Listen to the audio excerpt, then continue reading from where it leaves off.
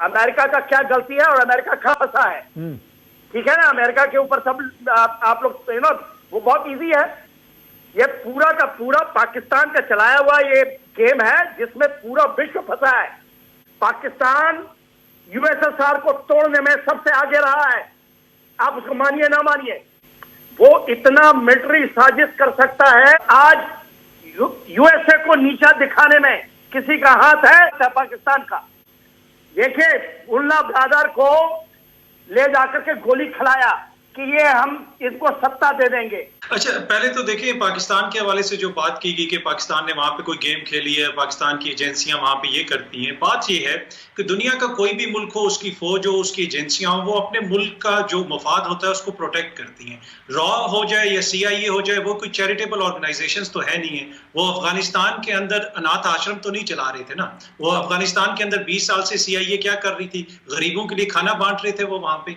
वो भी चाइना को घेरने के लिए यहाँ पे आए हुए थे। जनरल साहब जरा सुकून कर लें, मैंने आपकी बात पूरी सुनी थी। मैं ये बात ये कर रहा हूँ कि कम से कम इतना हौसला पैदा कर लें कि दूसरे की एक बात तो सुन लें। देखिए, जिस मुल्क में एक सीनियर और बुजुर्ग बंदों का ये एटीट्यूड है, अब आप समझ सकते हैं कि वहां पे भारत की ये हालत क्यों हुई है। असल मुद्दा ये है जो जनरल साहब का एटीट्यूड है, इतनी इमेच्योर आपकी लीडरशिप है, तो यही वजह है कि आज भारत जो है वो उसके अफगानिस्तान में ये हालत हुई। जैसे पाकिस्तान के प्राइम मिनिस्टर इमरान खान कह रहे हैं कि अफगानिस्तान आजाद हो गया। अतर काजमी, अफगानिस्तान आजाद हो गया?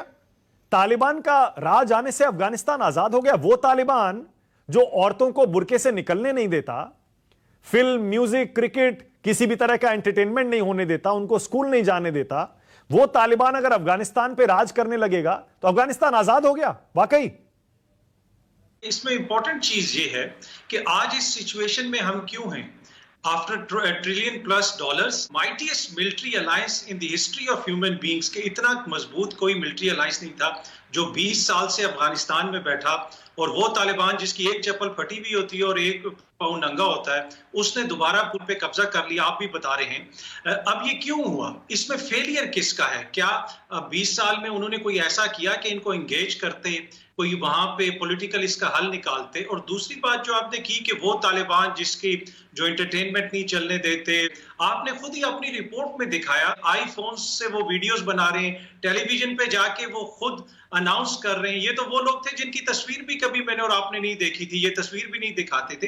तो टाइम्स हैव चेंज्ड, जो है ना वो भी चेंज हुए हैं, उन्होंने भी इवॉल्व किया है। लेकिन देयर इज नो डाउट कि इस वक्त वहां पे लोगों के अंदर डर भी है, खौफ भी है। अतर काज़मी, आपने बहुत इंपॉर्टेंट बात कही है, मैं उसी पर रुकना चाहता हूं एक सेकंड। आपने कहा ये वो तालिबान नहीं है जो 20 साल, 25 साल, 30 साल पहले था।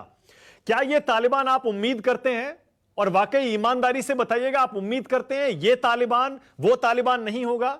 ये तालिबान सिर्फ शरिया के हिसाब से पूरे देश को नहीं चलाएगा? ये तालिबान औरतों को उनके हुकूक देगा? आपको ऐसा लगता है, उम्मीद है आपको?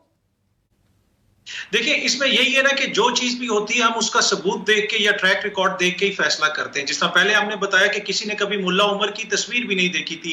आज जो मुल्ला बरादर हैं या जो तालिबान के लीडरशिप है, वो चाइनीज के साथ भी बैठे हैं, वो ईरानियन से भी बात करते हैं, वो अपनी सेल्फीज लेके भी सोशल मीडिया पे चढ़ा रहे हैं। तो मेरे ख्याल में ये थोड़ा सा चेंज है, उनके लिए मुमकिन नहीं हो पाएगा कि इस वक्त वो उस तरह की सिचुएशन लाए। एक तरह से वो खुद भी गुडविल अपनी जनरेट करने की कोशिश कर रहे हैं, इसी वजह से बार बार वो ये कह रहे हैं कि तमाम एम्बेसीज का जो स्टाफ है वो यहां से बेशक मत जाए, सेफ है।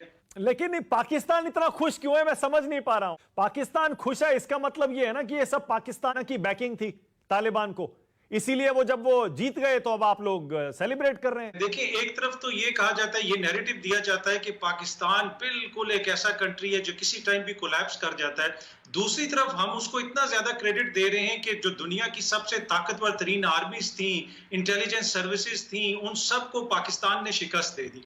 ऐसा मुमकिन नहीं है कि एक कंट्री को इतना बड़ा रोल प्ले करे। चीज वही है जो बार बार पाकिस्तान का एक दरीना मौकिफ है कि सबको टेबल पे बैठाओ, सबसे बात करो। अगर आप बंदूक के जोर के ऊपर इसको हल करने की कोशिश करेंगे तो वो हल नहीं हो सकता। दूसरी आखिरी बात मैं इसमें इतनी सी ऐड करूंगा कि पाकिस्तान में कोई खुशी नहीं बना रहा, लेकिन इसके साथ साथ पाकिस्तान में अशरफ गनी के जाने का कोई मौन भी नहीं कर रहा, इसलिए कि उनकी गवर्नमेंट के हमें बहुत सारी शिकायत थी कि हमारी कंट्री के खिलाफ उनकी जमीन इस्तेमाल होती रही। तो इस वजह से तालिबान का कोई सेलिब्रेट करे या ना करे, उनके जाने की मौर्निंग या उनके जाने का अफसोस भी किसी को नहीं।